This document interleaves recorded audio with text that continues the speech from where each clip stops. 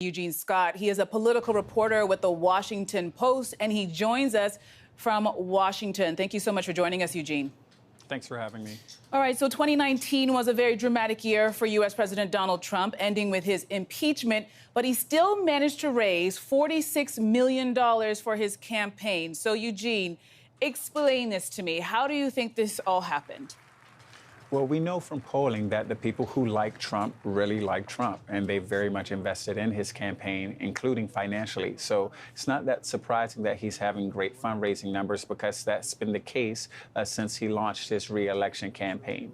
But we also know that in terms of approval, popularity is not on the president's side. And so what we'll see in 2020 is having to answer the question if money is what matters most in these races. We know in 2016 that was not the case, and Trump very much prided himself on being able to beat his general election opponent despite not having as much money as her. And so we'll see if he's in a different position in 2020 than he was previously. Well, I guess the big question going into this election year is, how is this impeachment process going to impact Trump's re-election campaign?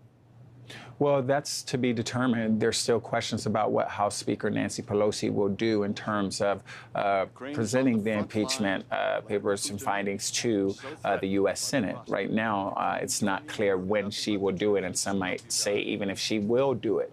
But that certainly will determine the re-election, stakes for the president after that is something that we move forward in.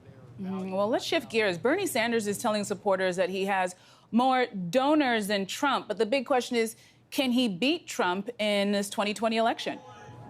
Well, in some polls, especially in some of these purple states, he actually is not beating the president. And that is really important, because despite Sanders' popularity with many within the Democratic base, the reality is that most voters aren't in the Democratic base. Only about 30% of Americans are Democrats, and even a smaller number of that are progressive enough Democrats to get behind Bernie Sanders' message. And so despite him being able to attract small dollars from lots of people, and to hear him telling more people than the president currently, whether that will end up leading to a victory for him, it's not yet clear.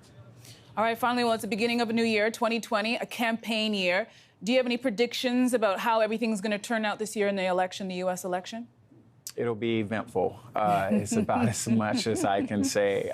And it'll attract significant interest. We're seeing polling saying that people who perhaps were not as engaged in 2016 and not eager to vote are actually more eager now. And that's important, because there was some thought that people would be desensitized or turned off by all of the rhetoric and the chaos and the drama. But I think people have very strong opinions about how they feel about this current president, and that will shape how involved they are in the 2020 election. Well, I guess we'll just have to wait and see. Thank you so much, Eugene Scott, political reporter for the Washington Post.